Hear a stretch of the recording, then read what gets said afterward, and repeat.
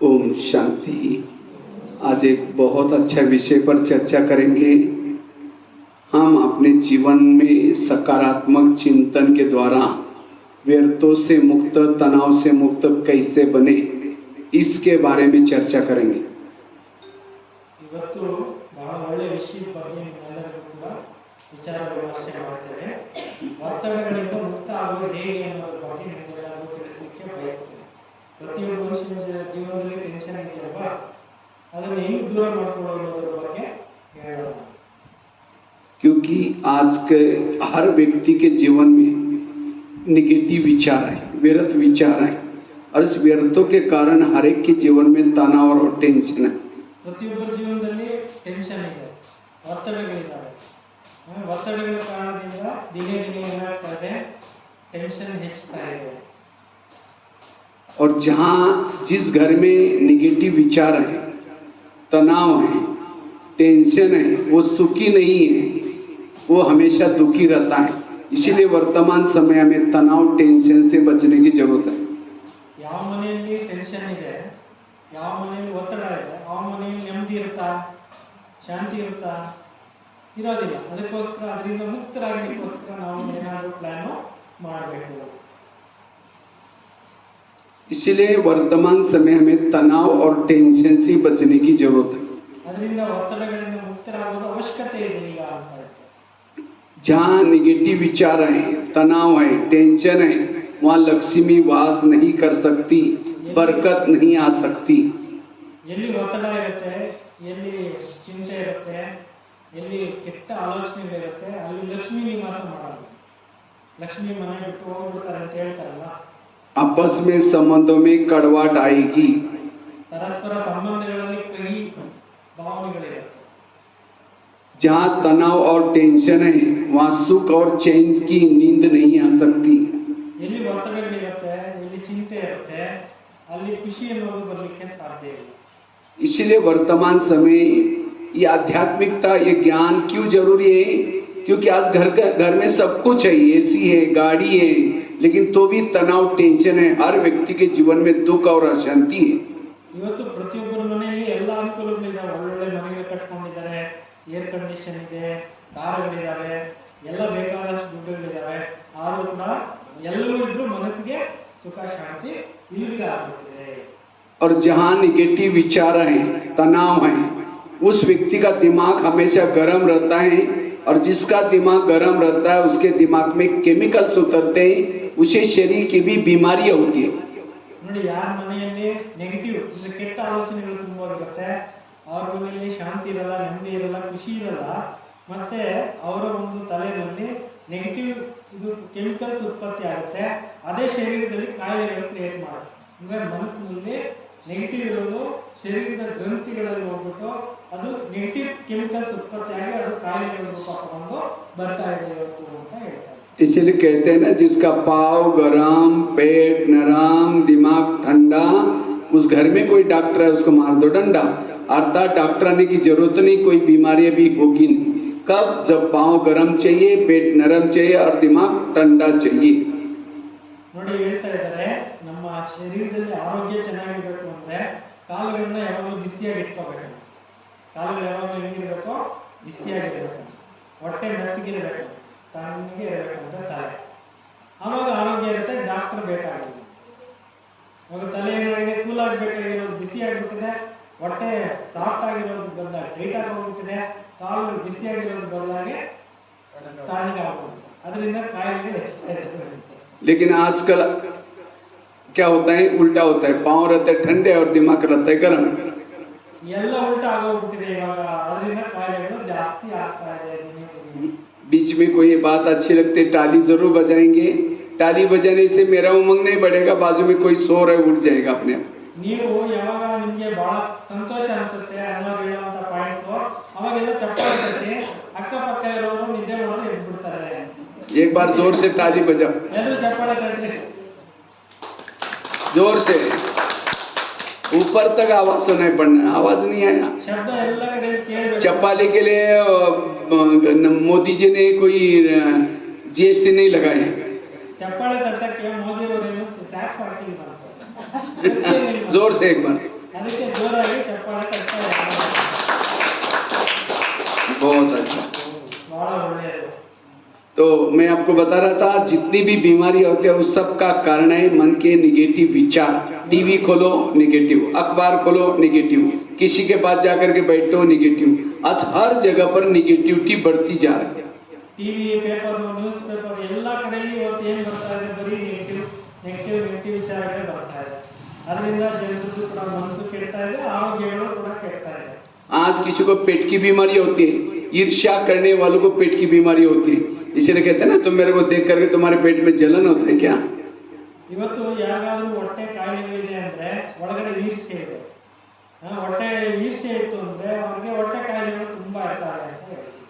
आज किसी को दूर का कम दिखता है, दूसरे की बुराई को आंखें फाड़ फाड़ के देखते हैं। जो आंखें फाड़ता है, बड़ी बड़ी करता है, उसकी आंखों की पुतली फैल जाती है। फिर डॉक्टर के पास जाएंगे, कहेंगे डॉक्टर जी मुझे आजकल धुंधला दिखता है। तो डॉक्टर चेक करता है, कहता आपको नंबर लग गया, चश्मा लगाना पड़ेगा। नंबर तो लग गया, चश्मा तो लगाया, फिर भी बुराई देखने नहीं छोड़ेगा, नंबर बढ़ता ही जाएगा। ಕೆಲವರಿಗೆ ದೂರದೃಷ್ಟಿ ಬಹಳ ಚೆನ್ನಾಗಿರುತ್ತೆ, ಸಮೀಪ ದೃಷ್ಟಿ ಚೆನ್ನಾಗಿರಲ್ಲ. ಬೇರೆಯವರಲ್ಲಿರುವಂತಹ ಕೊರತೆಗಳನ್ನು ಬಹಳ ಬೇಗ ನೋಡ್ತಿರ್ತಾರೆ, ತನ್ನಲ್ಲಿರುವಂತಹ ದುರ್ಬಲತೆಗಳನ್ನು ಯಾರು ನೋಡ್ಕೊಳ್ತಾ ಇಲ್ಲ. ಅದರಿಂದ ಇವತ್ತು ದಿನೇ ಏನಾಗ್ತಾ ಇದೆ, ಕಣ್ಣಿನ ಕಾಯಿಲೆಗಳು ಹೆಚ್ಚುತ್ತಾ ಇದ್ದಾವೆ. ಡಾಕ್ಟರ್ ಹತ್ರ ಹೋಗ್ಬಿಟ್ಟು ಡಾಕ್ಟರ್ ಹತ್ರ ಕೇಳ್ತಾರೆ, ಕಣ್ಣು ತುಂಬಾ ತೊಂದರೆ ಆಗ್ತಾ ಇದೆ, ನಮ್ಗೆ ಏನಾದರೂ ಟ್ರೀಟ್ಮೆಂಟ್ ಕೊಡಿ ಅಂತ ಡಾಕ್ಟರ್ ಹತ್ರ ಹೋಗಿ ಕೇಳ್ತಾ ಇರ್ತಾರೆ ಅಂತ ಹೇಳ್ತಾರೆ. आज किसी का ब्लड प्रेशर बढ़ गया, बीती हुई बातों को याद किया, ब्लड प्रेशर बढ़ गया। इसीलिए कहते हैं ना बीती हुई बातों को भूल जाओ, जो हुआ अच्छा हुआ, जो हो रहा अच्छा, जो होगा वह भी अच्छा। मेरे जीवन की हर घटना में कल्याण है, ये पॉजिटिव सोचो, कभी बीपी हाई नहीं होगा। ಇವತ್ತು ಬಿಪಿ ಯಾಕೆ ಹೆಚ್ಚುತ್ತಾ ಇದೆ ಅಂದ್ರೆ ಪಾಸಿಟಿವ್ ಆಗಿ ಯೋಚನೆ ಮಾಡಿ, ಕಳೆದೋಗಿರೋದ್ರ ಬಗ್ಗೆ ಚಿಂತೆ ಮಾಡ್ತಾ ಕೂತ್ಕೋಬೇಡ್ರಿ. ಯಾವಾಗ ಕಳೆದೋಗಿರೋ ಮಾತುಗಳ ಬಗ್ಗೆ ನೀವು ಯೋಚನೆ ಮಾಡ್ತಾ ಇರ್ತೀರೋ, ಅದೇ ತಲೆಗೆ ಹತ್ಕೊಂತೀರೋ, ಅವಾಗ ಬಿಪಿ ಹೆಚ್ಚಾಗುತ್ತೆ. ಅದರಿಂದ ಒಂದು ಸ್ಲೋಗನ್ ನೆನಪಿಟ್ಕೊಳ್ಳಿ, ಕಳೆದೋಗಿದ್ದೆಲ್ಲ ಒಳ್ಳೇದಕ್ಕೆ ಕಳೆದೋಯ್ತು, ಆಗ್ತಾ ಇರೋದು ಒಳ್ಳೇದಕ್ಕೆ ಆಗ್ತಾ ಇದೆ, ಮುಂದೆ ಆಗೋದು ಇನ್ನೂ ಒಳ್ಳೇದಾಗುತ್ತೆ. ಆ ತರ ಯೋಚನೆ ಮಾಡಿ, ಪಾಸಿಟಿವ್ ಯೋಚನೆ ಮಾಡಿ. आज किसी को अस्थमा होता है, दमा, कोई भी बातों को पेट में दबा कर रखेंगे, क्या हुआ? कुछ नहीं हुआ। अरे बताओ क्या हुआ? नहीं कुछ नहीं हुआ, हुआ बहुत कुछ है, लेकिन दबा कर रखेंगे, दमे का प्रॉब्लम। ಇವತ್ತು ಬಹಳ ಜನಕ್ಕೆ ಆಸ್ತಮ ಇದೆ. ಆಸ್ತಮ ಯಾಕೆ ಇದೆ? ಕೆಲವು ವಿಚಾರಗಳನ್ನ ಅದಿಮಿ ಇಟ್ಕೊಂಡಿರ್ತಾರೆ, ಮನಸ್ಸು ಬಿಚ್ಚಿ ಹೇಳೋದಿಲ್ಲ, ಎಲ್ಲ ಒಳಗಡೆನೆ ಇಟ್ಕೊಂಡು ಒಳಗಡೆನೆ ಅದನ್ನ ಏನ್ ಮಾಡ್ತಾ ಇರ್ತಾರೆ, ಗುಣಕಾರ ಭಾಗಕಾರ ಮಾಡ್ತಾ ಇರ್ತಾರೆ. ಈ ಕಾರಣದಿಂದ ಸುಮಾರು ಜನಕ್ಕೆ ಆಸ್ತಮಾ ಪೇಷಂಟ್ಗಳು ದೇಶದಲ್ಲಿ ಜಾಸ್ತಿ ಆಗ್ತಾ ಇದ್ದಾರೆ. आज किसी को जॉइंट पेन होते हैं, मसल दर्द होते हैं, क्यों? जो गुस्सा करता है, अकड़ करके चलता है, उसके अंदर जॉइंट पेन, मसल दर्द होते हैं। ಇವತ್ತು ಸುಮಾರು ಜನಕ್ಕೆ ಜಾಯಿಂಟ್ ಪೈನ್, ಕೀಲ್ ನೋವು ಅಂತಾರಲ್ಲ, ಮಂಡಿ ನೋವು ಅಂತಾರಲ್ಲ, ಇದು ಜಾಸ್ತಿ ಆಗ್ತಾ ಇದೆ. ಯಾಕೆ ಅಂದ್ರೆ ತುಂಬಾ ಟೈಟ್ ಆಗಿರ್ತಾರೆ, ತುಂಬಾ ಒಂದು ರೀತಿಯಲ್ಲಿ ಅಭಿಮಾನದಲ್ಲಿ ಇರ್ತಾರೆ, ತುಂಬಾ ಅಹಂಕಾರದಲ್ಲಿ ಇರ್ತಾರೆ. ಅವ್ರಿಗೆ ಈ ರೀತಿ ಎಲ್ಲ ಕಾಯಿಲೆಗಳು ಜಾಸ್ತಿ ಆಗ್ತಾ ಇದೆ. आज किसी को शुगर होते, शुगर कोई मीठा खाने से नहीं होती, जो टेंशन में रहता है। क्या टेंशन? मैं इसकी माँ हूँ, मैं इसका बाप हूँ, मैं इस घर का मालिक हूँ। लेकिन आजकल ना कोई बच्चे के मानते हैं, ना कोई किसी का पति मानता है, फिर टेंशन करेंगे, मैं इसकी माँ हूँ, इसको मैंने पढ़ाया लिखाया, छोटे से बड़ा किया, जब इसकी शादी में अपनी पत्नी का मानता है। ऐसे टेंशन से, छोटी छोटी बातों से शुगर हो जाते हैं, और शुगर इतनी खतरनाक बीमारी है, कई बीमारियों को साथ लाते हैं। इसलिए कभी भी टेंशन में नहीं आओ। ಟೆನ್ಷನ್ ಕಾರಣದಿಂದ ಇವತ್ತು ಬಹಳ ಜನಕ್ಕೆ ಶುಗರ್ ಹೆಚ್ಚುತ್ತಾ ಇದೆ. ಶುಗರ್ ಕಾಯಿಲೆಗಳು ಬರೋದಕ್ಕೆ ಕಾರಣ ಬಹಳಷ್ಟು ಕಾರಣದ ಒತ್ತಡ ಜಾಸ್ತಿ ಆಗ್ತಾ ಇದೆ, ಅದರಿಂದ ಶುಗರ್ ಹೆಚ್ಚುತ್ತಾ ಇದೆ. जब शुगर होगी तो क्या करेंगे? मीठा खाना बंद करेंगे, टेंशन में आना बंद नहीं करेंगे। ಟೆನ್ಷನ್ ಕಡಿಮೆ ಮಾಡ್ಕೊಂಡ್ರೆ ಶುಗರ್ ಕಮ್ಮಿ ಆಗುತ್ತೆ. ಟೆನ್ಷನ್ ಕಡಿಮೆ ಮಾಡ್ಕೊಂತ ಇಲ್ಲ, ಶುಗರ್ ತಿನ್ನೋದು ನಿಲ್ಲಿಸ್ತಾ ಇದ್ದಾರೆ ಅಷ್ಟೇ ಜನ ಅಂತ ಹೇಳ್ತಾರೆ. आज कोरोना काल में जो लोग शरीर छोड़ा, जिनको शुगर थी, ज्यादा शरीर छोड़ा। इसलिए कभी भी टेंशन में नहीं आओ। कुछ भी चला जाए, कोई कुछ भी बोले, लेकिन कभी भी तनाव, टेंशन में नहीं आना। इसीलिए पॉजिटिव रहना, सकारात्मक रहना, ये वर्तमान समय की बड़ी आवश्यकता है। ಕೊರೋನಾ ಟೈಮ್ನಲ್ಲಿ ಸುಮಾರು ಜನ ಸತ್ತೋದ್ರು, ಜಾಸ್ತಿ ಜನ ಶುಗರ್ ಪೇಷಂಟ್ಸೇ ಸತ್ತೋದ್ರು. ಯಾಕೆಂದ್ರೆ ಇಮ್ಯುನಿಟಿ ಪವರ್ ಕಮ್ಮಿ ಇರುತ್ತೆ, ಕಾಯಿಲೆ ಅಟ್ಯಾಕ್ ಆದರೆ ಅದನ್ನು ವಾಸಿ ಮಾಡೋಕ್ಕಾಗಲ್ಲ ಡಾಕ್ಟರ್ಗಳಿಗೆ. ಅದರಿಂದ ಇವತ್ತು ನೀವು ಶುಗರ್ ಕಮ್ಮಿ ಮಾಡ್ತಾ ಇದ್ದೀರಿ ತಿನ್ನೋದನ್ನ ಓಕೆ, ಬಟ್ ಏನ್ ಮಾಡಬೇಕು, ಟೆನ್ಷನ್ ಮಾಡ್ಕೊಳ್ಳೋದು, ನೆಗೆಟಿವ್ ಆಲೋಚನೆ ಮಾಡೋದನ್ನ ಕಮ್ಮಿ ಮಾಡ್ಕೊಳ್ಳಿ, ಕೋಪ ಮಾಡ್ಕೊಳ್ಳೋದು ಕಮ್ಮಿ ಮಾಡ್ಕೊಳ್ಳಿ, ಎಲ್ಲ ಸರೋಗುತ್ತೆ ಅಂತ ಹೇಳ್ತಾರೆ. आज सभी बीमारियों का जड़ है मानसिक तनाव। इसलिए आज डॉक्टर के पास जाते हैं तो क्या कहते हैं, ज्यादा टेंशन नहीं करो, ज्यादा सोचो नहीं, लेकिन उसके लिए कोई टैबलेट क्यों नहीं देता है। वास्तव में ब्रह्मा कुमारी की पाठशाला ये मन का बीमारी को ठीक करने का एक हॉस्पिटल है, डिस्पेंसरी है। यहाँ रोज आओ, मन को ठीक करने की दवाई मिलेगी। ಇವತ್ತು ಡಾಕ್ಟರ್ಗಳ ಹತ್ರ ಹೋದ್ರೆ ಬೇರೆ ಬೇರೆ ತರ ಮೆಡಿಸಿನ್ಗಳು ಕೊಡ್ತಾರೆ, ಆದ್ರೆ ಮನಸ್ಸಿನ ರೋಗಗಳಿಗೆ ಅವರು ಡಾಕ್ಟರ್ಗಳು ಟ್ರೀಟ್ಮೆಂಟ್ ಕೊಡಕ್ ಆಗೋದಿಲ್ಲ. ಅದಕ್ಕೆ ಬ್ರಹ್ಮಕುಮಾರಿ ವಿಶ್ವವಿದ್ಯಾಲಯದಲ್ಲಿ ಮನೋರೋಗಗಳಿಗೆ ಮದ್ದುಗಳನ್ನು ಕೊಡಲಾಗ್ತಾ ಇದೆ, ಮನಸ್ಸಿಗೆ ಮೆಡಿಟೇಷನ್ ಹೇಳ್ಕೊಡ್ಲಾಗ್ತಾ ಇದೆ, ಮನಸ್ಸಿಗೆ ಒಳ್ಳೊಳ್ಳೆ ವಿಚಾರಗಳನ್ನು ಹೇಳ್ಕೊಡ್ಲಾಗ್ತಾ ಇದೆ. ಇದರಿಂದ ಎಷ್ಟೋ ಜನರ ಮನೋರೋಗಗಳ ಕಾಯಿಲೆ ವಾಸಿಯಾಗಿ ಬೇರೆ ಬೇರೆ ತರದ ಸಮಸ್ಯೆಗಳು ಕೂಡ ದೂರ ಮಾಡ್ಕೋಬಹುದು ಅಂತ ಹೇಳ್ತಾರೆ. इसलिए पॉजिटिव बनना ये वर्तमान समय की आवश्यकता है। ಅದರಿಂದ ಒಳ್ಳೆ ಆಲೋಚನೆಗಳನ್ನು ಮಾಡೋದು ಈಗಿನ ಸಮಯದ ಅವಶ್ಯಕತೆ ಇದೆ. 3 प्रकार की बीमारी है, मन की बीमारी, तन की बीमारी और तीसरी है सामाजिक बीमारी। जिसका मन बीमार, उसका तन बीमार, वो सामाजिक रूप से भी बीमार है। 3 ತರ ಕಾಯಿಲೆ ಇದೆ. ಒಂದು ಮಾನಸಿಕ ಕಾಯಿಲೆ, ಇನ್ನೊಂದು ಶರೀರದ ಕಾಯಿಲೆ, ಮತ್ತೊಂದು ಸಾಮಾಜಿಕ ಕಾಯಿಲೆ. 3 ತರ ಕಾಯಿಲೆ ಇದೆ. ಯಾರು ಈ 3 ತರದ ಕಾಯಿಲೆಗಳನ್ನು ದೂರ ಮಾಡ್ಕೊಳ್ಬೇಕು, ಅವರೆಲ್ಲರೂ ಕೂಡ ಮೆಡಿಟೇಷನ್ ಕಲ್ತ್ಕೊಳ್ಬೇಕು, ಒಳ್ಳೆ ಆಲೋಚನೆಗಳನ್ನ ಮಾಡಬೇಕು. आज पति पत्नी का बनता नहीं, आपस में किसी से बनती नहीं, पति का मुंह इधर है, पत्नी का मुंह इधर है। अगर सब्जी चाहिए, पत्नी बात नहीं करती तो व्हाट्सएप में चैटिंग करके लिखती है, जी सब्जी नहीं है, जी सब्जी लेके आओ। ये आज घर घर में रामायण महाभारत चल रहा है। क्यों? मन के नेगेटिव विचार। ಇವತ್ತು ಪತಿನ ಕಂಡ್ರೆ ಪತ್ನಿಗಾಗಲ್ಲ, ಪತ್ನಿ ಕಂಡ್ರೆ ಪತಿಗಾಗಲ್ಲ, ಮಕ್ಕಳು ಕಂಡ್ರೆ ತಂದೆ ತಾಯಿಗಾಗಲ್ಲ.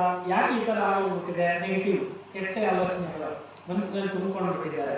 ಆಮೇಲೆ ಇವತ್ತು ಏನಾದರೂ ತರಕಾರಿ ಬೇಕು ಅಂದ್ರೆ ಮೊಬೈಲ್ನಲ್ಲಿ ಮೆಸೇಜ್ ಮಾಡ್ತಾರೆ, ಫೋನ್ ಮಾಡಿ ಹೇಳೋಷ್ಟು ಕೂಡ ಪೇಷನ್ಸ್ ಇಲ್ಲ. ಇವತ್ತು ಈ ರೀತಿ ಪರಿಸ್ಥಿತಿ ಆಗೋಗ್ಬಿಟ್ಟಿದೆ ಅಂತ ಹೇಳ್ತಾರೆ. ಒಬ್ರಿಗೊಬ್ರು ಪ್ರೀತಿಯಿಂದ ಮಾತಾಡೋದೇ ಇಲ್ಲ, ಆ ತರ ಪರಿಸ್ಥಿತಿಗಳಲ್ಲಿ ಇವತ್ತು ಮನೆಗಳಲ್ಲಿ ಆಗೋಗ್ಬಿಟ್ಟಿದೆ ಅಂತ ಹೇಳ್ತಾರೆ. आज किसी को स्पॉन्टेनियस होता है, सर्वाइव, रास्ते में जा रहे कहीं खेती में, जा रहे कहीं सब्जी लेने के लिए मार्केट में, देखेंगे वो क्या करती है, वो क्या करता है। इधर उधर देखने वालों को स्पॉन्टेनियस होता है। फिर डॉक्टर के पास जाएंगे कि डॉक्टर जी मुझे मेरे गले में कुछ अकड़न हो रहा है, तो डॉक्टर चेक करता है, कहता आपको स्पॉन्टेनियस हुआ। इसका इलाज करके डॉक्टर एक बड़ा सा पट्टा लगाता है। जब पट्टा लगेगा 6 महीना ना इधर देखेंगे ना इधर देखेंगे, सीधा देखते चलना पड़ेगा। ಕೆಲವರಿಗೆ ಕತ್ತು ನೋವು ಬರ್ತಾ ಇದೆ, ताली नहीं बजाएंगे, ಕತ್ತು ಚಪ್ಪಳ ತಟ್ಟಿ ಅಂತ ಒಳ್ಳೆ ಪಾಯಿಂಟ್ ಬರ್ತಾ ಇದೆ. ಕೆಲವರಿಗೆ ಸ್ಪಾಂಡಿಲೈಟಿಸ್ ಅಂತಾರೆ, ಕತ್ತು ನೋವು ಅಂತ ಹೇಳ್ತಾರೆ. ಕತ್ತು ಈ ಕಡೆ ನೋಡಕ್ಕಾಗಲ್ಲ, ಈ ಕಡೆ ನೋಡಕ್ಕಾಗಲ್ಲ. ಡಾಕ್ಟರ್ ಹತ್ರ ಹೋದಾಗ ಏನ್ ಮಾಡ್ತಾರೆ, ಒಂದು ಪಟ್ಟಿ ಹಾಕ್ಬಿಡ್ತಾರೆ. ಅರ್ಥ ಆಯ್ತಾ? ಸ್ಪಾಂಡಿಲೈಟಿಸ್ ಬರ್ಲಿಕ್ಕೆ ಕಾರಣ ಹೇಳಿದ್ರು ಅಣ್ಣವರು, ಅವ್ರು ನೋಡೋದು ಇವ್ರು ನೋಡೋದು ಮಾಡಿದ್ರೆ ಅವ್ರು ಕತ್ತು ನೋವು ಬರ್ತದೆ. ಯಾರು ನೋಡಕ್ ಹೋಗ್ಬೇಡಿ, ನೀವು ಸೀದಾ ಹೋಗಿ ಸೀದಾ ನೋಡ್ಕೊಂಡು ನಿಮ್ ಕೆಲಸ ನೀವು ಮಾಡ್ತಾ ಇರಿ. ಅದಕ್ಕೋಸ್ಕರ ಡಾಕ್ಟರ್ಗಳು ಏನ್ ಮಾಡ್ತಾರೆ, ಪಟ್ಟಿ ಹಾಕ್ಬಿಡ್ತಾರೆ. ನೀವು ಈ ಕಡೆ ನೋಡಕ್ಕಾಗಲ್ಲ, ಈ ಕಡೆ ನೋಡಕ್ಕಾಗಲ್ಲ, ಟೈಟ್ ಮಾಡ್ಬಿಡ್ತಾನೆ. ನೀವು ನೇರವಾಗಿ ನಿಮ್ ಕೆಲಸ ನೀವು ನೋಡ್ರಿ, ಅವಾಗ ನಿಮ್ ಸ್ಪಾಂಡಿಲೈಟಿಸ್ ಬರಲ್ಲ, ಕತ್ತು ನೋವು ಬರಲ್ಲ, ಯಾವ ನೋವು ಬರಲ್ಲ. इसलिए किसी को देखो नहीं, इधर उधर नहीं देखो, सीधा जाओ। ನೋಡಕ್ ಹೋಗ್ಬೇಡಿ, ನಿಮ್ ಕೆಲಸ ನೀವು ನೋಡ್ರಿ. आज किसी को ब्रेन हेमरेज होता है, आजकल नई बीमारी निकली। अरे क्या हुआ, 4 दिन पहले देखा था ब्रेन हेमरेज हो गया। क्यों? टेंशन। ಕೆಲವರಿಗೆ ಒಳಗಡೆ ರಕ್ತನಾಳಗಳು ಒಡೆದೋಗ್ಬಿಡುತ್ತೆ, ಬ್ರೈನ್ ಹ್ಯಾಮರೇಜ್ ಅಂತ ಕರೀತಾರೆ. ಅದು ಯಾಕೆ ಆಗ್ತಾ ಇದೆ? ಅದು ಕೂಡ ಟೆನ್ಷನ್ ಇಂದಾನೆ ಕಾಯಿಲೆ ಆಗ್ತಾ ಇದೆ. हमारे ब्रेन में बालों से भी महीन नसें होती है। ನಮ್ಮ ಬ್ರೈನ್ ಒಳಗಡೆ ನಮ್ಮ ಕೂದಲಷ್ಟೇ ದಪ್ಪ ನರಗಳು ಇರ್ತಾವೆ, ಅವು ಬ್ಲಾಕೇಜ್ ಆಗ್ಬಿಡ್ತಾವೆ ನೆಗೆಟಿವ್ ಆಲೋಚನೆಗಳು. इसलिए हमारे ब्रेन में बालों से भी महीन नसें हैं। लेकिन जब व्यक्ति तनाव में, टेंशन में आता है, वो नसें टूट जाते हैं, इसलिए उसे खून हो जाता है। इसके लिए पॉजिटिव बनो। ಸಣ್ಣ ಸಣ್ಣ ಕೂದಲಷ್ಟೇ ದಪ್ಪ ಇರುವಂತ ನರಗಳು ಇರ್ತವೆ, ಕಣ್ಣಿನಲ್ಲಿ ಇರ್ತವೆ, ಬ್ರೈನ್ ಅಲ್ಲಿ ಇರ್ತವೆ. ನೀವು ನೆಗೆಟಿವ್ ಅಂದ್ರೆ ಕೆಟ್ಟ ಆಲೋಚನೆ ಮಾಡಿದ್ರೆ ಅವು ಒಡೆದೋಗ್ಬಿಡ್ತವೆ, ರಕ್ತ ಕ್ಲಾಟ್ ಆಗೋಗುತ್ತೆ. ಅವಾಗಲೇ ಬ್ರೈನ್ ಹ್ಯಾಮರೇಜ್ ಅಂತ ಡಾಕ್ಟರ್ಗಳು ಹೇಳ್ತಾರೆ. जैसे कुकर को गैस के ऊपर रखते हैं तो गर्म होता है, गर्म होते होते सीटी मारना शुरू करता है। कुकर को सीटी मारेगा तो सब्जी पकाएगा, लेकिन कोई मनुष्य सीटी मारेगा तो ये क्यों हुआ? मेरे साथ क्यों हुआ, ऐसे कैसे हुआ, क्यों क्यों क्यों करके एक दिन गुस्सा करेंगे, तुम्हारे 3 साल से देख रहा हूं मुझे सहन नहीं हुआ, सीटी मार दी। और गुस्सा है सीटी, गुस्सा एक दिन से नहीं आता, कई दिनों से नेगेटिव सोचेंगे फिर गुस्सा आएगा। ಈಗ ಕುಕ್ಕರ್ ಇರುತ್ತೆ, ಕುಕ್ಕರ್ನಲ್ಲಿ ಅನ್ನ ತರಕಾರಿ ಬೇಳೆ ಎಲ್ಲ ಇಟ್ಟಿರ್ತೀರಾ, ಅದು ಯಾವಾಗ ಬೇಯಿಸಕ್ಕೆ ಇಡ್ತೀರಾ ಆವಾಗ ಸೀಟಿ ಹೊಡೆಯುತ್ತೆ ಅದು. ಈಗ ಮನುಷ್ಯರಲ್ಲಿ ಏನಾದ್ರು ಹೋಗ್ಬಿಟ್ಟಿದೆ ಅಂದ್ರೆ ನೆಗೆಟಿವ್ ಆಲೋಚನೆಗಳು ಮಾಡಿ ಮಾಡಿ ಮಾಡಿ ಏನಾಗುತ್ತೆ, ಅದು ಹೆಂಗೆ ಹೊರಗಡೆ ಗ್ಯಾಸ್ ಆಚೆಗೆ ಬರುತ್ತೆ ಸೀಟಿ ಹೊಡೆದಾಗ, ಹಂಗೆ ಜನರ ನೆಗೆಟಿವ್ ಆಲೋಚನೆಗಳು ಬರ್ತಾ ಇದೆ, ಮನಸ್ಸು ಟೆನ್ಷನ್ ಆಗ್ತಾ ಇದೆ, ಒಳಗಡೆ ಬರ್ಡನ್ ಆಗ್ತಾ ಇದೆ, ಒಳಗಡೆ ಗ್ಯಾಸ್ ಆಚೆಗೆ ಬರುತ್ತೆ, ನೀರು ಒಳಗಡೆ ಎಲ್ಲ ಆಚೆಗೆ ಬರುತ್ತಲ್ಲ ಕುಕ್ಕರ್ ಇಟ್ಟಾಗ ಆ ಥರ ಆಗ್ತಾ ಇದೆ. इसलिए पॉजिटिव बनो, सकारात्मक बनो। ಅದರಿಂದ ಪಾಸಿಟಿವ್ ಆಗಿ ಸಕಾರಾತ್ಮಕವಾಗಿ ಆಲೋಚನೆಗಳನ್ನು ಮಾಡಿ. तो मैं निगेटिव हूँ या पॉजिटिव, कैसे बनेगा पता चलेगा? ನನ್ನ ಮನಸ್ಸು ಚೆನ್ನಾಗಿದೆಯಾ ಕೆಟ್ಟದಾಗಿದೆಯಾ ಹೆಂಗ್ ಗೊತ್ತಾಗುತ್ತೆ ಅಂತ ಕೇಳ್ತಾರೆ. अगर कोई सामने से आ रहे हैं, उसको देखते आप रास्ता काट रहे हैं, उसका चेहरा देखना पसंद नहीं करते, आप निगेटिव हैं। ಈಗ ನೀವು ದಾರಿನಲ್ಲಿ ಹೋಗ್ತಾ ಇರ್ತೀರಾ, ಯಾರನ್ನಾದ್ರೂ ನೀವು ನೋಡ್ತೀರಾ, ಅವ್ರು ನೋಡಕ್ ನೀವು ಇಷ್ಟಪಡ್ತಿಲ್ಲ, ನೀವು ಈ ಕಡೆ ಆ ಕಡೆ ಮುಖ ತಿರ್ಗಿಸ್ಕೊಂಡು ಹೋಗ್ತೀರಿ ಅಂದ್ರೆ ನಿಮ್ಮ ಮನಸ್ಸಿನಲ್ಲಿ ಅವ್ರ ಬಗ್ಗೆ ನೆಗೆಟಿವ್ ಆಲೋಚನೆ ಇದೆ. ಅರ್ಥ ಆಯ್ತಾ? ಒಬ್ರಿಗೊಬ್ರು ನೋಡ್ಕೊಂಡು ಆರಾಮಾಗಿ ಖುಷಿ ಖುಷಿಯಿಂದ ಹೋಗಿ ಪಾಸಿಟಿವ್ ಆಲೋಚನೆ ಮಾಡಿದ್ರೆ ಅವಾಗ ನೆಗೆಟಿವ್ ಇಲ್ಲ ಅಂತ ಹೇಳಿ. आज सामने से कोई आ रहे हैं, रास्ता काट रहे हैं, उसका चेहरा देखना पसंद नहीं करते, आप निगेटिव हैं। ನೀವು ಇನ್ನೊಬ್ಬರ ಮುಖ ನೋಡಕ್ಕೆ ಇಷ್ಟಪಟ್ಟಿಲ್ಲ ಅಂದ್ರೆ ನಿಮ್ಮ ಮೈಂಡ್ ಅಲ್ಲಿ ಅವಶ್ಯಕವಾಗಿ ಏನೋ ನೆಗೆಟಿವ್ ಆಲೋಚನೆಗಳು ಬರ್ತಾ ಇದ್ದಾವೆ, ಅದಕ್ಕೆ ನೀವು ಅವ್ರು ನೋಡ್ತಾ ಇಲ್ಲ ಅಂತ ಹೇಳಿ. आज कोई पति की महिमा करता आपके, तुम्हारा पति तो बड़ा अच्छा है, तेरे को क्या पता, तुमने दूर से एक दिन देखा है, मैं तो पूरा उसके साथ जीवन बिताया, वो राक्षस है राक्षस, मैं कैसी उसके साथ रहती मुझे पता है। अगर पति की महिमा नहीं सुन रहे, आप निगेटिव हैं। ಈಗ ನೋಡಿ ಪತಿ ಪತ್ನಿ ಇರ್ತಾರೆ, ಪತಿ ಬಗ್ಗೆ ಯಾರಾದ್ರೂ ವರ್ಣನೆ ಮಾಡಿದ್ರೆ ಅವ್ರಿಗೆ ಇಷ್ಟ ಆಗಲ್ಲ, ಯಾಕೆಂದ್ರೆ ಅವ್ರ ಜೀವನ ಪೂರಿ ಅಂತ ಅವ್ರನ್ನ ನೆಗೆಟಿವ್ ಆಗಿ ನೋಡಿ ನೋಡಿ ಅಭ್ಯಾಸ ಆಗೋಗಿರುತ್ತೆ, ಅವ್ರು ರಾಕ್ಷಸರು ಅಂತ ಹೇಳ್ಬಿಟ್ಟು ಕನ್ಸಿಡರ್ ಮಾಡ್ಬಿಟ್ಟಿರ್ತಾರೆ, ಬೇರೆಯವ್ರು ನೇಮೆ ಮಾಡಿದ್ರೆ ಅವ್ರಿಗೆ ಆಗೋದಿಲ್ಲ. ಆ ರೀತಿ ಪರಿಸ್ಥಿತಿಗಳು ಇವತ್ತು ಪತಿ ಪತ್ನಿ ಮಧ್ಯೆ ಜಗಳಗಳು ಇವೆಲ್ಲ ನಡೀತಾ ಇದೆ, ಇದೇ ನೆಗೆಟಿವಿಟಿ ಅಂತ ಹೇಳಿ. आज कोई सास की महिमा करता है, तुम्हारे सास तो बहुत अच्छे, हाँ वो क्या है, मैं पति वो बुढ़िया क्या है पता है, मैं जानती हूँ, पति की महिमा नहीं सुन रहे, सास की महिमा नहीं सुन रहे, आप निगेटिव है। ಸೊಸೆ ಬಗ್ಗೆ ಯಾರಾದ್ರೂ ಒಳ್ಳೆಯವರು ಅಂದ್ರೆ ಕೇಳಕ್ ರೆಡಿ ಇರಲ್ಲ, ಅದು ಒಂದು ಮನಸ್ಸಿನಲ್ಲಿ ನೆಗೆಟಿವ್. ಪತಿ ಬಗ್ಗೆ ಯಾರಾದ್ರೂ ಒಳ್ಳೆಯವರು ಅಂದ್ರೆ ಕೇಳಕ್ ರೆಡಿ ಇರಲ್ಲ, ಅದು ಕೂಡ ನೆಗೆಟಿವ್ ಅಂತ ಹೇಳ್ತಾರೆ. अगर एक व्यक्ति के प्रति भी आप निगेटिव हैं, आपके दिल में भगवान नहीं बैठेगा। ನೀವು ಯಾರ ಬಗ್ಗೆ ಆದ್ರೂ ಕೆಟ್ಟ ಆಲೋಚನೆಗಳನ್ನ ಮನಸ್ಸಿನಲ್ಲಿ ಇಟ್ಕೊಂಡಿದ್ರೆ ನಿಮ್ಮ ಹೃದಯದಲ್ಲಿ ಭಗವಂತ ನೆಲೆಸಲಿಕ್ಕೆ ಸಾಧ್ಯ ಆಗೋದಿಲ್ಲ ಅಂತ ಹೇಳ್ತಾರೆ. 14 दिन लगा अर्जुन को गीता का ज्ञान देने के लिए, स्वच्छ बनाने के लिए, वो तो 14 दिन लगा था। आज कितना साल से हमको परमात्मा स्वच्छ बनाने में लगा है, 87 साल पूरा हो गया। 18 ಅಧ್ಯಾಯ ಹೇಳಲಿಕ್ಕೆ ಭಗವಂತನಿಗೆ 14 ದಿವಸ ಹಿಡಿಸ್ತಂತೆ. ಆದ್ರೆ ಇಷ್ಟೊಂದು ವರ್ಷಗಳಿಂದ ಭಗವಂತ ತಿಳಿಸ್ತಾ ಇದ್ರು ಕೂಡ ಜನಗಳಿಗೆ ತಲೆಗೆ ಹೋಗ್ತಾ ಇಲ್ಲ. अगर विनाश के समय में मेरा सारथी बनना चाहिए तो एक व्यक्ति के प्रति भी मन में नेगेटिव ना बनो। ವಿನಾಶ ಕಾಲದಲ್ಲಿ ಭಗವಂತನಿಗೆ ಪ್ರೀತಿ ಪಾತ್ರರಾಗಿ ಜೊತೆಯಲ್ಲಿ ಹೋಗ್ಬೇಕು ಅಂತಂದ್ರೆ ಯಾರ ಬಗ್ಗೆ ನಿಮ್ಮಲ್ಲಿ ನೆಗೆಟಿವ್ ಅನ್ನೋದು ಇರಬಾರ್ದು, ಕೆಟ್ಟ ಆಲೋಚನೆ ಯಾರ ಬಗ್ಗೆ ಬೇಡ. इसलिए पॉजिटिव बनो, सकारात्मक बनो। ಅದರಿಂದ ಒಳ್ಳೆ ವಿಚಾರಗಳನ್ನು ಮಾಡೋರಾಗಿ ಒಳ್ಳೆ ಸಕಾರಾತ್ಮಕ ವ್ಯಕ್ತಿಗಳಾಗಿ ಅಂತ ಹೇಳ್ತಾರೆ. तो हम पॉजिटिव बने कैसे, उसके बारे में चर्चा करते हैं। ನಾವು ಪಾಸಿಟಿವ್ ಆಗೋದು ಹೇಗೆ ಅದರ ಬಗ್ಗೆ ಚರ್ಚೆ ಮಾಡೋಣ. अगर पॉजिटिव बनना है, कर्म गति को याद रखो। आज मैं कभी कभी हमारे मन में ऐसे निगेटिव चलता है, मैं इसके रास्ते में कभी जाती नहीं, मैंने इसका बुरा कुछ किया नहीं, फिर भी ये व्यक्ति मेरे साथ ऐसा क्यों करता है। टाली कभी एक हाथ से नहीं बजती, टाली के लिए 2 हाथ चाहिए। अगर कोई उल्टा सुल्टा कर रहे हैं, इसका मतलब मैंने भी कभी उसके साथ किया था।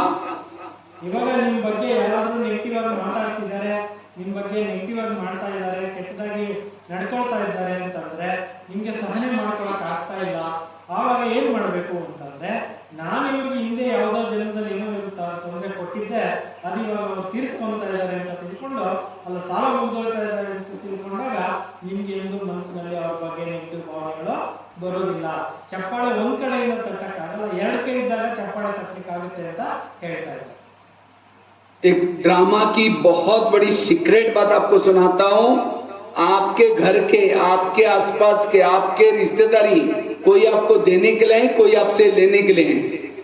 लेकिन ये नॉलेज नहीं है, इसलिए हम कहते हैं ये मेरे साथ क्यों करता है, मैं कभी इसके रास्ते में गई नहीं। इस जन्म में नहीं गई, कभी ना कभी जरूर गई।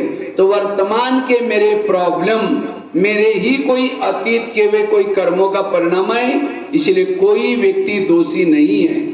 ನಮಗೆ ಇವತ್ತು ವರ್ತಮಾನ ಜೀವನದಲ್ಲಿ ಏನಾದರೂ ನಮಗೆ ತೊಂದರೆಗಳಾಗ್ತಾ ಇದೆ, ತಾಪತ್ರಗಳಾಗ್ತಾ ಇದೆ, ಯಾರಿಂದಾದ್ರೂ ಏನಾದರೂ ನಮಗೆ ಕಷ್ಟಗಳು ಬರ್ತಾ ಇದೆ ಅಂದ್ರೆ ಅದು ಈ ಜನ್ಮದ್ದಲ್ಲ, ಅನೇಕ ಜನ್ಮಗಳಲ್ಲಿ ಯಾವುದೋ ಜನ್ಮದಲ್ಲಿ ನಾವು ಏನೋ ಅವ್ರಿಗೆ ತೊಂದರೆ ಮಾಡಿರ್ತೀವಿ, ಅದು ಇವಾಗ ತೀರೋಗ್ತಾ ಇದೆ ಅಂತ ತಿಳ್ಕೊಂಡು।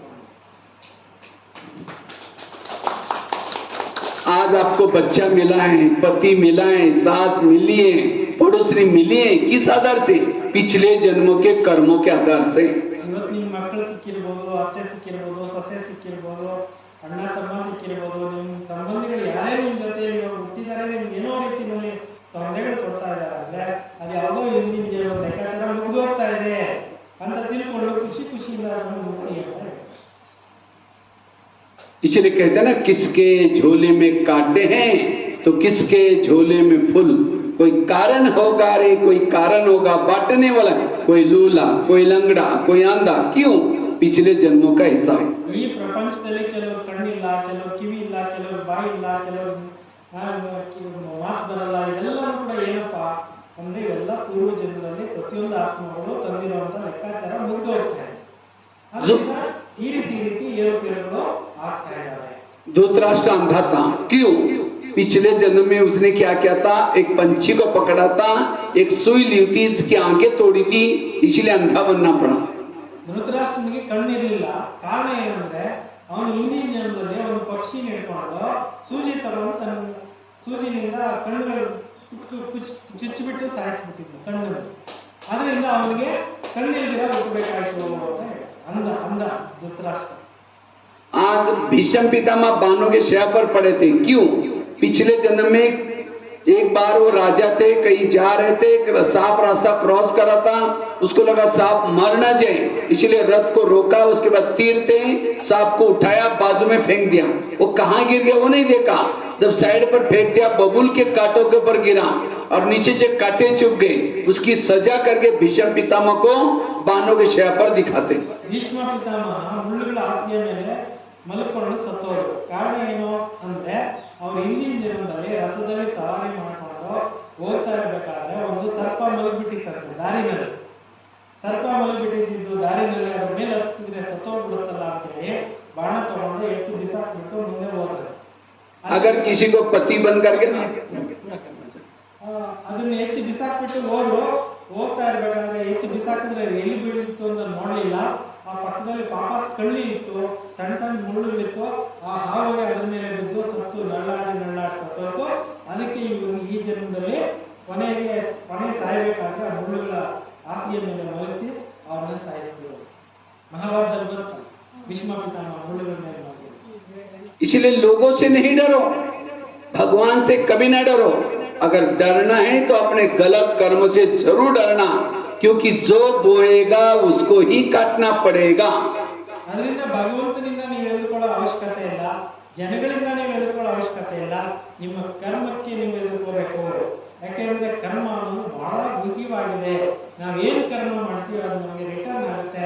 ಅದಕ್ಕೆ ಕರ್ಮ ಫಿಲಾಸಫಿನ ಅರ್ಥ ಮಾಡಿಕೊಂಡು ಒಳ್ಳೆ ಕರ್ಮಗಳನ್ನು ಮಾಡಿ।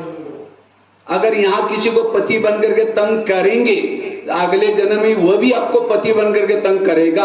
यहाँ किसी को सास बन करके तंग करेंगे, वो भी आपको अगले जन्म में सास बन कर। इसलिए कई तो क्या करते हैं, ऊपर दे करके कहते हैं भगवान तुमने भी आंखें बंद किया कि मेरे साथ ऐसा क्यों हो रहा है, ये क्या हो रहा है? क्या पिछले जन्म में आपने गलत कर्म करते समय भगवान को पूछा था? इसलिए वर्तमान समय अपने कर्मों के अच्छे बीज बो तो भविष्य में अच्छा फल मिलेगा। इसे तनाव टेंशन से दूर रहेंगे। ಈಗ ಹಿಂದಿನ ಜನ್ಮಗಳಲ್ಲಿ ಆಗೋಗ್ಬಿಟ್ಟಿದೆ, ಅದರ ಪ್ರತಿಫಲ ನಮ್ಮ ಎದುರುಗಡೆ ಬರ್ತಾ ಇದೆ। ಒಬ್ಬೊಬ್ಬರಿಂದ ಒಂದೊಂಥರ ನಮಗೆ ತೊಂದರೆಗಳು ಆಗ್ಬೋದು, ಅದನ್ನು ಸಹನೆ ಮಾಡಿಕೊಂಡು ಈಗ ಒಳ್ಳೆ ಕರ್ಮಗಳನ್ನು ಮಾಡಿ, ಈಗ ಒಳ್ಳೆ ಬೀಜಗಳನ್ನು ಬಿತ್ತನೆ ಮಾಡಿ, ಖಂಡಿತ ನಿಮಗೆ ಮುಂದೆ ಒಳ್ಳೆ ಫಲಗಳು ಬರೋದಕ್ಕೆ ಡೆಫಿನೆಟ್ ಆಗಿ ಸಿಗುತ್ತೆ ಒಳ್ಳೆ ಫಲಗಳು ಅಂತ ತಿಳಿಸ್ತಾರೆ।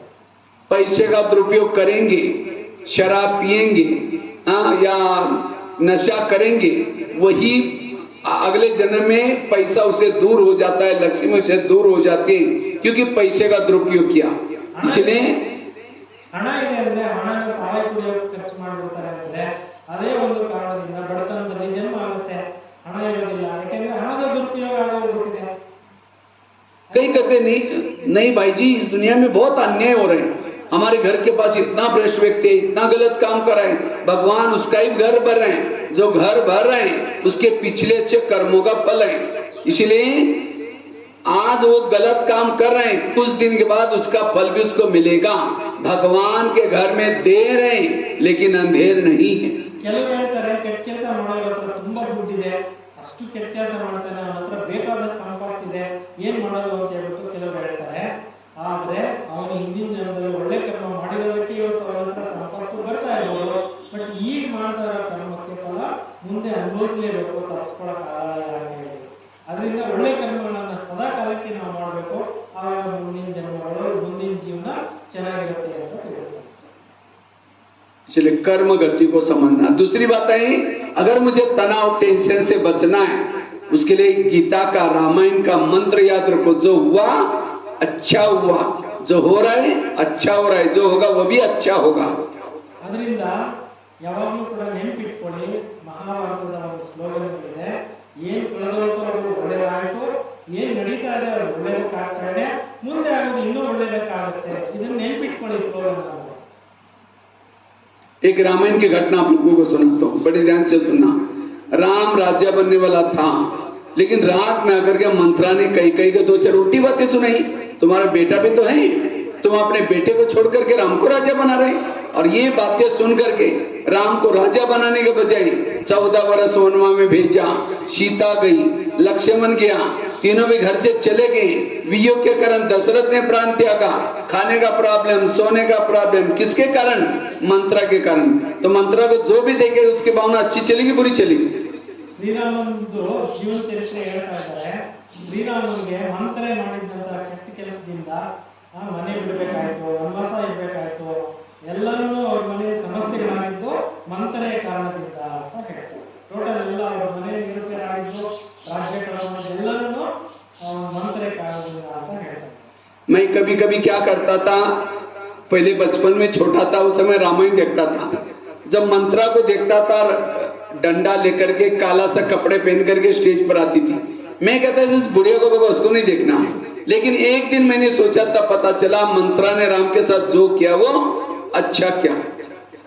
ನಾನು ಮೊದಲು ರಾಮಾಯಣ ನೋಡ್ತಾ ಇದ್ದೆ, ಅವಾಗ ಮಂತ್ರ ಬರ್ತಾ ಇದ್ದಿದ್ದು ಸ್ಟೇಜ್ ಮೇಲೆ ಬರ್ತಾ ಇದ್ದಿದ್ದೆಲ್ಲ ನೋಡ್ತಾ ಇದ್ದೆ, ಇವ್ರೇನಕ್ಕೆ ಇಲ್ಲಿ ಬರ್ತಾರೆ ಅಂತ ವಿಚಾರ ಮಾಡ್ತಾ ಇದ್ದೆ।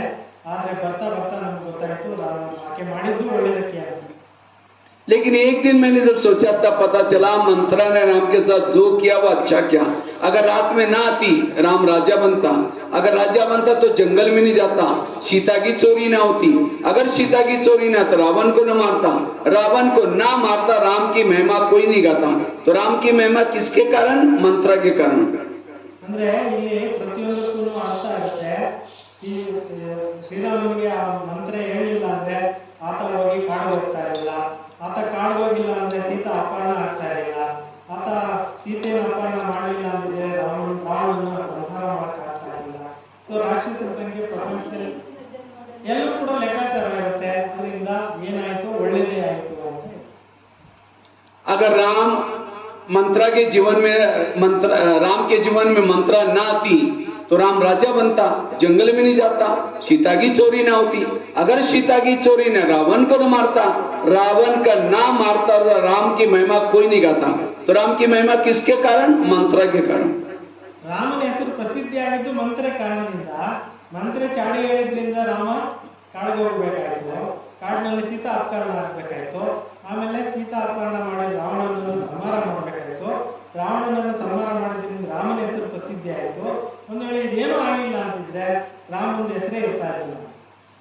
इसी तरह आज हर एक के जीवन में भी भगवान ने एक दो मंत्र रखी है, आसपास में, पड़ोस में, घर में। लेकिन आज हम तंग गए तनाव में, ऐसी मंत्रों से तनाव टेंशन में। राम के मंत्र ने तो राम का भला किया, तो आपकी भी मंत्र क्या करने वाले? भला ही करने वाले। इसीलिए जो हुआ अच्छा हुआ, जो हो रहा अच्छा, जो होगा वो भी अच्छा।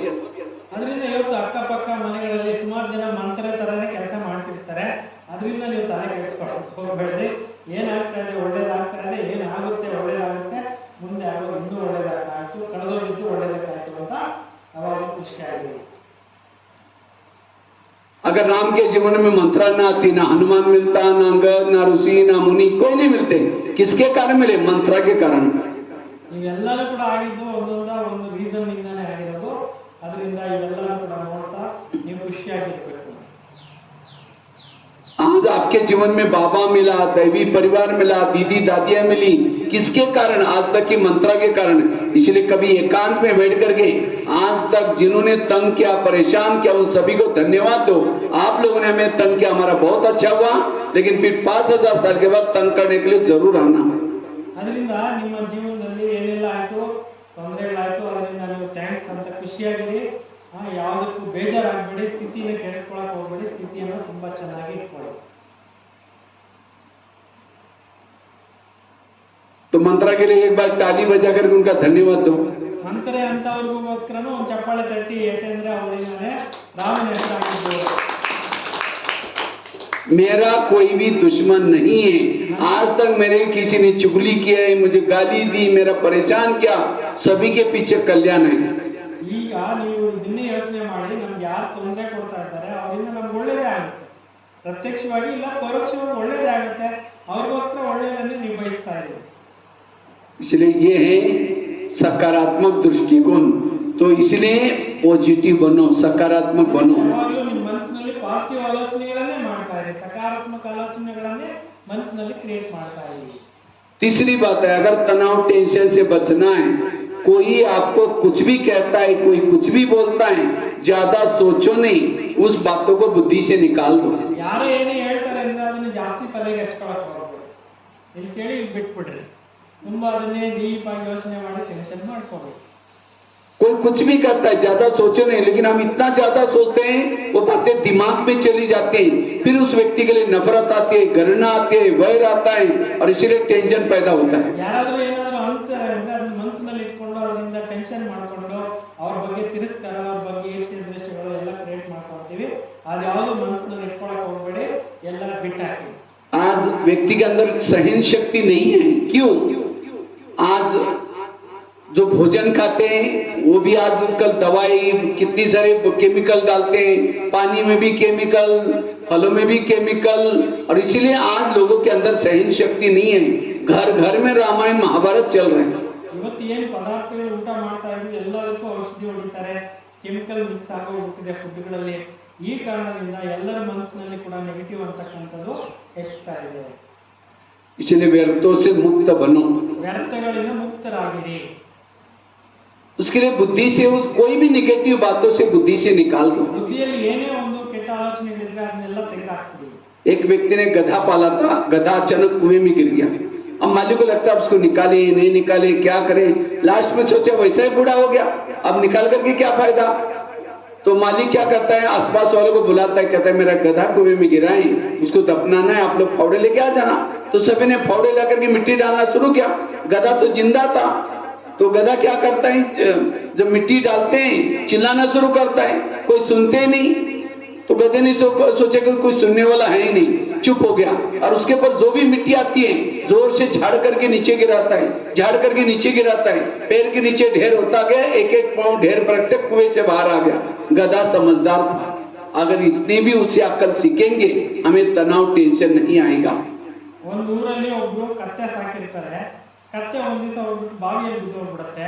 ಅದಕ್ಕೆ ವಯಸ್ಸು पहले एक बार ताली बजा करके कथा सुनो, फिर ताली बजा, ಆಮೇಲೆ ಕತೆ ಕೇಳಿ ಅವ್ರ ಮನಸ್ಸಿನಲ್ಲಿ ಚೆನ್ನಾಗಿ ಮಾಡ್ಕೊಡ್ತಾರೆ. क्योंकि आंखें बंद होने से कान बंद हो जाएगा. फिर मैं देख रहा हूँ ठंडी ठंडी हवा चल रही, इसलिए नींद आ रही सबको. हाँ, नींद भी नहीं सुनो, अच्छे एक्टिव होकर के कान खोल के सुनो. ಆಕ್ಟಿವ್ ಆಗಿ ಕೇಳ್ತಾ ಇರಿ, ನಿದ್ದೆ ಮಾಡಿ. एक बार उठ करके खड़े रहेंगे सभी, ಎದ್ದು ನಿಂತ್ಕೊಂಡು ಮತ್ತೆ ಕೂತ್ಕೊಳ್ಳಿ, ನಿದ್ದೆ ಹೋಗ್ಬೋದು. सभी खड़े रहो. हाँ, खड़े हो, और हाथ को ನಿದ್ರುಚ್ಚೆ ಹೊಡೆದು ಲೇಶ್ ಇಡಿಸಿ ಕೂತ್ಕೊಂಡ, ಅವನು ನಿದ್ರೆ ಅಂತ ಹೇಳ್ಕೊಡಿಸಿ. तो मैं आपको सुना वो कहानी सुनाऊं. हाँ, ये क्या बोला था, गधा. हाँ, ಒಂದು ಊರಲ್ಲಿ ಒಬ್ಬ ರೈತರು ಏನ್ ಮಾಡಿದ್ರು, ಒಂದು ಕತ್ತೆ ಸಾಕಿದ್ರು. ಆ ಕತ್ತೆಗೆ ವಯಸ್ಸಾಗಿತ್ತು, ಅದು ಹೋಗ್ಬಿಟ್ಟು ಬಾವಿಯಲ್ಲಿ ಬಿದ್ದೋಗ್ಬಿಡ್ತು. ಎತ್ತಲಿಕ್ಕಾಗಲಿಲ್ಲ, ಬಿಟ್ಬಿಟ್ರು. ಆಮೇಲೆ ಹೆಂಗೋ ಇದು ಬಾವಿನಲ್ಲಿ ಬಿದ್ದೋಗ್ಬಿಟ್ಟಿದೆಯಲ್ಲ. इसी तरह आज हमारे पर भी कोई मिट्टी डालेगा, फलानी ऐसी है, ये कुछ नहीं करती, हम चिल्लाना शुरू करते, मैं ऐसी नहीं हूँ, मैंने ऐसे किया ही नहीं। जितना चिल्लाएंगे दब जाएंगे। इसीलिए कोई कुछ भी बोलता है, रात को सोते समय ऐसी बातों को झाड़ करके फिर सो जा, कभी भी तनाव टेंशन नहीं आएगा। ಅದೇ ತರ ನಮ್ಮ ಮೇಲೆ ಕೂಡ ಎಷ್ಟೋ ಜನ ಮಣ್ಣು ಹಾಕ್ಲಿಕ್ಕೆ ಪ್ರಯತ್ನ ಮಾಡ್ತಾರೆ, ಅದನ್ನು ನಾವು ಉಪಯೋಗಿಸ್ಕೊಂಡು ಮೇಲಕ್ಕೆ ಬರೋಕೆ ಯೋಚನೆ ಮಾಡಬೇಕು. ಯಾರೇನೇ ತೊಂದರೆಗಳು ಕೊಟ್ಟರು ಕೂಡ ಅದನ್ನು ಕೂಡ ನೀವು ಹೆಂಗೆ ಆ ಕತ್ತೆ ಹೆಂಗೆ ಎಲ್ಲ ಒದ್ಕೊಂಡು ಮೇಲಕ್ಕೆ ಬಂದ್ಬಿಡ್ತೋ ಆ ರೀತಿ ನಮ್ಮ ಜೀವನದಲ್ಲಿ ನಾವು ಕೂಡ ನಮ್ಮ ನಿಂದೆ, ಸ್ತುತಿ, ಮಾನ, ಅಪಮಾನ ಎಲ್ಲನೂ ಕೂಡ ಸಹನೆ ಮಾಡ್ಕೊಂಡು ಮೇಲಕ್ಕೆ ಬರಬೇಕು. कई कहते भाई जी जड़ता नहीं, बहुत कड़वा बोला, सबके बीच में बोला।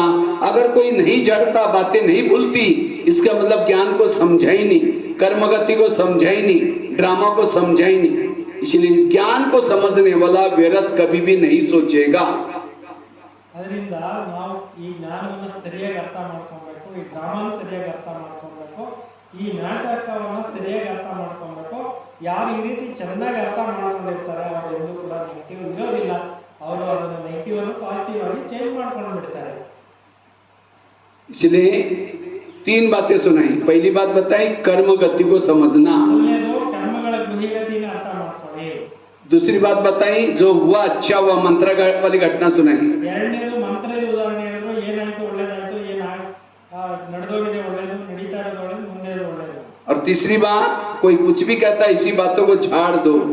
ಅದೇ ತರ ಈ ಮೂರನೇದು ಹೇಳಿದ್ರು, ಈ ಹಿಂಗೆ ಕತ್ತೆ ಎಲ್ಲ गधे वाला एग्जाम्पल। ಕತ್ತೆ ಉದಾಹರಣೆ ಕೊಟ್ಟರು. ಬಾವಿನಲ್ಲಿ ಮಣ್ಣು ಬೀಳ್ತಾ ಇದ್ದಂಗೆ ಅದ್ ಮೇಲೆ ಬಂತು, ಹಂಗೆ ನಮ್ಮ ನಿಂದ ಸ್ತುತಿ, ಮಾನ, ಅಪಮಾನ, ಶೀತ, ಉಷ್ಣ ಎಲ್ಲ ಸಹನೆ ಮಾಡ್ಕೊಂಡು ಮೇಲಕ್ಕೆ ಹೋಗ್ಬೇಕು. और लास्ट की चौथी बात सुना करके पूरा करते हैं। ನಾಲ್ಕನೇ ಮಾತು ಲಾಸ್ಟ್ ಹೇಳ್ಬಿಟ್ಟು ಕಂಪ್ಲೀಟ್ ಮಾಡ್ತೀವಿ. अगर हमें तनाव टेंशन से बचना है, उसके लिए रोज सवेरे 3 चीजें करो। अमृत वेला का योग अच्छा करो, रोज यहाँ आकर के क्लास में मुरली सुनो, और साथ में मुरली के पहले आधा घंटे का योग करो। जो ये 3 चीजें करता है उसको तनाव टेंशन नहीं आएगा। ಅದಕ್ಕೆ 3 ಮಾತು ಹೇಳ್ತೀನಿ. ನೀವು ಒತ್ತಡದಿಂದ ಮುಕ್ತ ಆಗ್ಬೇಕಂದ್ರೆ ಬೆಳಗ್ಗೆ 4 ಗಂಟೆಗೆ ಎದ್ದು ಭಗವಂತನ ಜೊತೆಲಿ ಮೆಡಿಟೇಷನ್ ಮಾಡಿ. ಮೆಡಿಟೇಷನ್ ಮಾಡಿದ್ರೆ ಭಗವಂತನಿಂದ ಏನ್ ಸಿಗುತ್ತೆ? ಶಕ್ತಿ ಸಿಗುತ್ತೆ. ಭಗವಂತ ಹೇಳೋ ಮಹಾವಾಕ್ಯಗಳನ್ನ ಡೈಲಿ ಕೇಳ್ತಾ ಇದ್ರೆ ನಿಮ್ಗೆ ಒತ್ತಡಗಳಿಂದ ಮುಕ್ತರಾಗ್ತೀರಾ. ಏನಾಯ್ತೋ ಅದನ್ನ ಒಳ್ಳೆಯದಾಗಿ ನೀವು ತೆಗೆದುಕೊಳ್ಳಿ.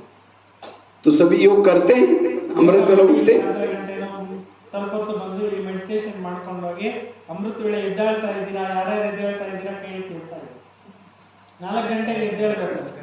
अच्छा उठते हैं, लेकिन अगर उस समय उठते समय योग करते समय आपका कोई चुपचाप वीडियो बनाया जाएगा और वही वीडियो 10 बजे दिखाई जाए, ये सवेरे का आपका अमृत वाला का वीडियो वही योग करते समय का, क्योंकि मेरा है, मैंने ऐसे किया था।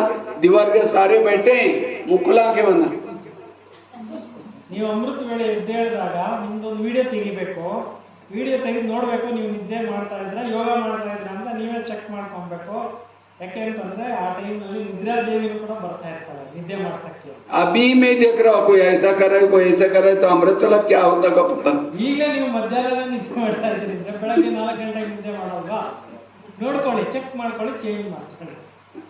अगर समझो कोई शराबी गटर में गिरा हुआ है और कोई आकर के कहता है 10 रुपए ले लो, घर भी जाकर सो जाओ, कहता है मैं राजा हूँ, मुझे कुछ नहीं चाहिए।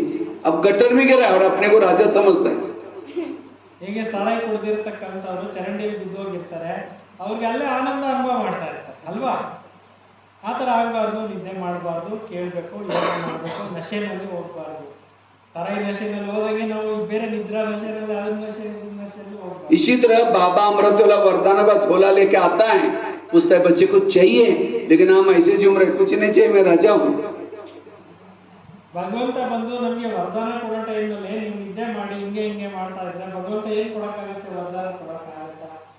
ಭಗವಂತ ವರದಾನ ಕೊಡೋ ಟೈಮ್ನಲ್ಲಿ ನಿದ್ದೆ ಮಾಡ್ತಾ ಇದ್ರಿ ಅಂತ ಅಂದ್ರೆ ವೇಸ್ಟ್ ಅಲ್ವಾ? ಕಳ್ಕೊಂಡು ಬಿಡ್ತೀರಲ್ವಾ? ಅದಕ್ಕೆ ನಿದ್ದೆ रात को 3 बजे ट्रेन जा रहे हैं और चाय वाला चाय चाय चाय करके झुटका लगाता है, उसको 50 रुपए दिखता है, 50 रुपए मिलेगा।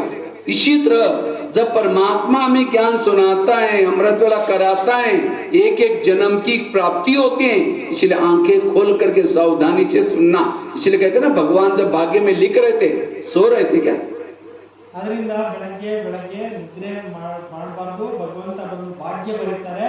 ಭಾಗ್ಯ ಬರೆಯೋ ಟೈಮ್ನಲ್ಲಿ ನಿದ್ದೆ ಮಾಡ್ತಾ ಇದ್ದೀರಾ ಅಂತ ಕೇಳ್ತಾರಲ್ವಾ, ಅದರಿಂದ ಭಾಗ್ಯ ಬರೆಸ್ಕೊಳ್ಳೋ ಟೈಮು. ಆವಾಗ ನೀವು ಜಾಗೃತವಾಗಿದ್ದು ಕಣ್ಣು ತೆರೆದು ತಂದೆ ನೋಡಿಕೊಂಡು ಚೆನ್ನಾಗಿ ಯೋಗ ಮಾಡಿ ಒಳ್ಳೆ ನಿಮಗೆ ಸ್ಥಿತಿ ಬರುತ್ತೆ. कहते हैं ना, रावण और उसका जो कुंभकर्ण भाई तपस्या कर रहे थे, बहुत तपस्या कर रहे थे, इसलिए इंद्रासन, इंद्र का आसन लेने के लिए। लेकिन जब भगवान उसका भक्ति का फल देने के लिए आया तो पूछे कि क्या चाहिए? निंद्रासन बोलता है, निंद्रासन। अब उसको तथास्त्र वरदान मिल गया।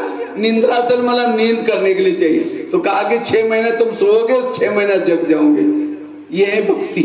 इसी तरह भगवान हमें वो इतना भक्ति का फल वरदान दे रहे हैं। आप नींद करेंगे तो हमें निंद्रासन ही मिलेगा, इंद्रासन नहीं मिलेगा। फिर ಕುಂಭಕರ್ಣ ಮತ್ತು ಇವರು ವರದಾನ ಕೇಳಕ್ ಹೋದಾಗ ಆ ಟೈಮ್ನಲ್ಲಿ ನಿದ್ರೆ ಮಾಡ್ತಾ ಇದ್ದಾರೆ.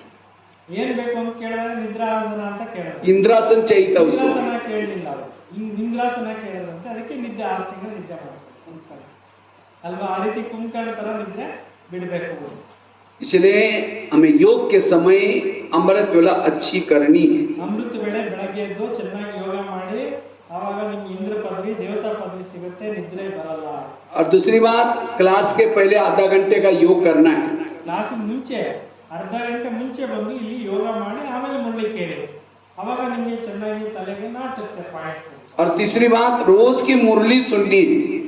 ಪ್ರತಿನಿತ್ಯ ಭಗವಂತ ಏನ್ ಹೇಳ್ತಾರೆ ಅದನ್ನ ಓದಬೇಕು, ಕೇಳಬೇಕು, ಮನನ ಮಾಡಬೇಕು, ಚಿಂತನೆ ಮಾಡಬೇಕು. ये 3 चीजें जो करता है उसको कभी तनाव, टेंशन नहीं आएगा। इन 3 चीजों से मनोबल बढ़ता है, आत्मबल बढ़ता है।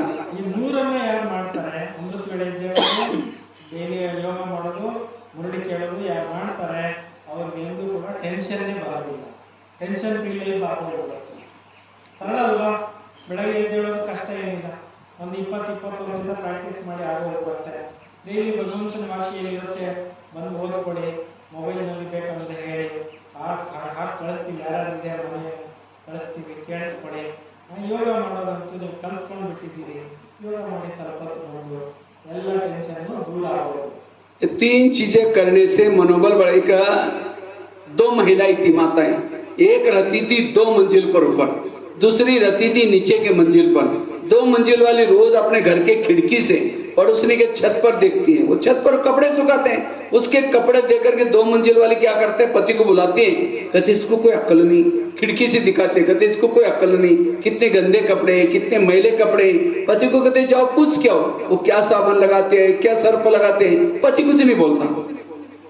ಈಗ ಒಂದು ಪಕ್ಕ ಅಕ್ಕ ಇಬ್ಬರು ಮನೆಯಲ್ಲಿದ್ರು, ಒಬ್ಬರು ಮನೆಯಿಂದ ನೋಡ್ತಾ ಇದ್ರು ಕಿಟಕಿಯಿಂದ, ಬಟ್ಟೆ ಒಣಗಾಕಿದ್ರು. एक 2 मंजिल पर रहती थी, एक नीचे के मंजिल पर। ಮೇಲ್ಗಡೆ ಇರ್ತಾ ಇದ್ರು, ಇನ್ನೊಬ್ರು ಕೆಳಗಡೆ ಇರ್ತಾ ಇದ್ರು. ಕಿಟಕಿಯಿಂದ ನೋಡಿದ್ರೆ ಬಟ್ಟೆ ಒಣಗಾಕಿರೋದು ನೋಡ್ಕೊಂಡು ಬನ್ನಿ ಅಂತಂದ್ರೆ ಅವರು ಬಟ್ಟೆ ಒಣಗಾಕಿರ್ತಿದ್ರು. ಅಲ್ಲಿ ಯಾವಾಗಲೂ ಬಟ್ಟೆಗಳು ಕಪ್ಪು ಕಾಣಿಸ್ತಾ ಇತ್ತು, ಗಲೀಜಾಗಿ ಕಾಣಿಸ್ತಾ ಇತ್ತು. ಯಾವ ಬಟ್ಟೆಗೆ ಸೋಪ್ ಹಾಕ್ತಾರೆ, ಹೆಂಗ್ ಹೋಗಿತಾರೆ ಸ್ವಲ್ಪ ಕೇಳ್ಕೊಂಡು ಬನ್ನಿ ಅಂದ್ರೆ ಅವರು ಸೈಲೆಂಟ್ ಆಗಿರ್ತಾ ಇದ್ರಂತೆ ಅವ್ರ ಯಜಮಾನ. रोज उनकी दिनचर्या थी कि रोज वो पति को दिखाते, पति कुछ नहीं बोलता। एक दिन जब उसने उसी खिड़की से देखा तो पड़ोसी के कपड़े अच्छे दिखने लगे। फिर पति को बुलाया, कहते आज उसको कैसे अक्ल लगी, कितना अच्छा धुला है, जाओ पूछ क्यों। ಒಂದ್ ದಿವಸ ನೋಡ್ತಾರೆ, ಬಹಳ ಕ್ಲೀನ್ ಆಗಿ ಕಾಣಿಸ್ತಾ ಇದೆ, ಏನ್ ಹಾಕಿದ್ರು ಸೋಪು ಅಂತ ಕೇಳ್ಕೊಂಡು ಬಂದ್ರು. ಮುಂಚೆ ನೋಡ್ತಾ ಇದ್ದಾಗ ಏನಾಗ್ತಾ ಇತ್ತು, ಬಟ್ಟೆಗಳು ಗಲೀಜಾಗಿ ಕಾಣಿಸ್ತಾ ಇತ್ತು. तो पति धीरे से मुस्कुराता और कहता है आज सवेरे सवेरे मैंने अपने घर की खिड़की के कांच साफ किए, उनके कांच गंदे थे इसलिए कपड़े गंदे दिखते थे। ಅವ್ರು ಹೇಳಿದ್ರಂತೆ, ನಿನ್ನೆ ನೀನು ನೋಡ್ತಾ ಇದ್ದಿದ್ದು ಗಲೀಜು ಬಟ್ಟೆ ಕಾಣಿಸ್ತಾ ಇದ್ದಿದ್ದು ಯಾವ ಕಾರಣದಿಂದ ಅಂದ್ರೆ ಮನೆ ಗಾಜು ತುಂಬಾ ಗಲೀಜಾಗೋಗ್ಬಿಟ್ಟಿತ್ತು. ಗಲೀಜ್ ಕಣದಿಂದ ನೀನು ನೋಡ್ತಾ ಇದ್ದಿದ್ದರಿಂದ ಬಟ್ಟೆಗಳು ಗಲೀಜಾಗಿ ಕಾಣಿಸ್ತಾ ಇತ್ತು. ಇವತ್ತು ನಾನು ಗ್ಲಾಸ್ ಎಲ್ಲ ಚೆನ್ನಾಗಿ ತೊಳೆದಾಕಿದ್ದೀನಿ, ಅದರಿಂದ ನಿಮ್ಮ ಬಟ್ಟೆಗಳು ತುಂಬಾ ಚೆನ್ನಾಗಿ ಕಾಣಿಸ್ತಾ ಇದೆ ಅಂತ ಹೇಳಿದ್ರು. ಅಂದ್ರೆ ನಾವು ಯಾವ ತರ ದೃಷ್ಟಿಕೋನ ಇಟ್ಕೊಂಡು ಬೇರೆಯವ್ರು ಮಾಡ್ತೀವಿ. टाली बजी नहीं, इसका मतलब समझा ही नहीं है लोगों ने। ಅರ್ಥವಾಗ್ಲಿಲ್ವಾ ನಿಮ್ಗೆ? नहीं नींद में सुना है लोग, नहीं तो कोई सुनने के बाद तुरंत ताली बजाते। ನಿಮ್ಗೆ ಸರಿಯಾಗಿ ಅರ್ಥ ಆಗಲಿಲ್ಲ ಅಂದ್ರೆ ಚಪ್ಪಾಳೆ ತಟ್ಟಲ್ಲ, ಅರ್ಥ ಆಗಿದೆ ಅಂದ್ರೆ ಚಪ್ಪಾಳೆ ತಟ್ಟಲ್ಲ। दोबारा सुनाओ, ये पूरी कहानी सुनाओ दोबारा।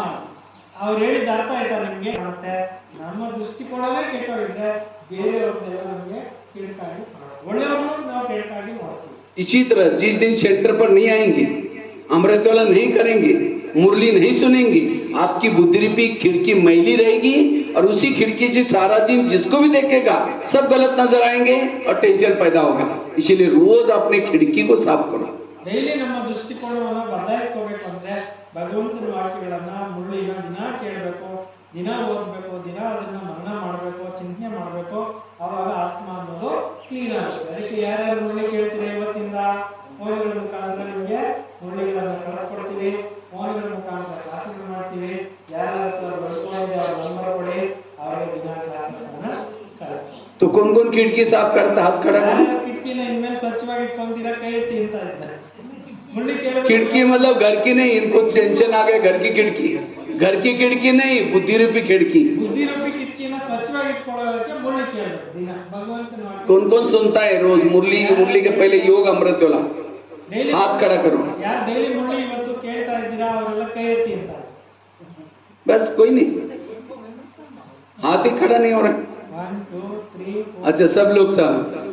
कईयों को खिड़की मतलब को सोचे कि घर की खिड़की की बात है.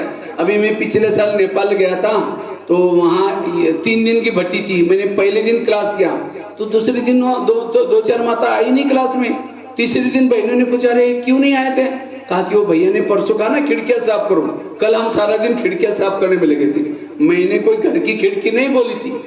इसीलिए कईयों को कभी कभी ज्ञान का अर्थ का उल्टा करते हैं.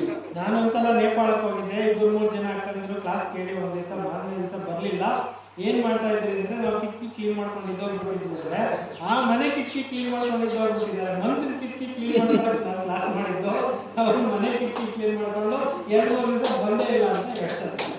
ಆಮೇಲೆ ನಾನು ಹೇಳಿದ್ದು ಬದಲಮ್ಮ, ಮನಸ್ಸಿನ ಕಿಟಕಿನ ಕಣ್ಣುಗಳನ್ನ ದೃಷ್ಟಿಕೋನನ ಬದಲಾಯಿಸ್ಕೊಳ್ಳಿ ಅಂತ ನಾನು ಹೇಳಿದ್ದು. ಅದಕ್ಕೆ ಇದನ್ನ ಶುದ್ಧಿ ಮಾಡ್ಕೊಳ್ಳೋಕೆ ದಿನ ಮುಳ್ಳಿ ಕೇಳಿ ಆತ್ಮ ಕ್ಲೀನ್ ಆಗುತ್ತೆ.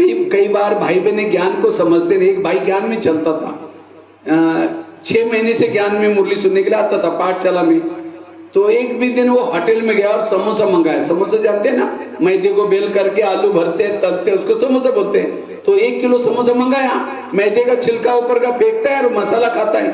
तो मैनेजर देखता रहा, कहता आप मैदा पसंद नहीं करते? बोला पसंद तो करता हूँ, लेकिन आजकल ब्रह्मा कुमारी आश्रम में जाता हूँ, उन्होंने कहा कि बाहर का नहीं खाना, इसलिए मैं बाहर का निकल करके अंदर का खा रहा हूँ.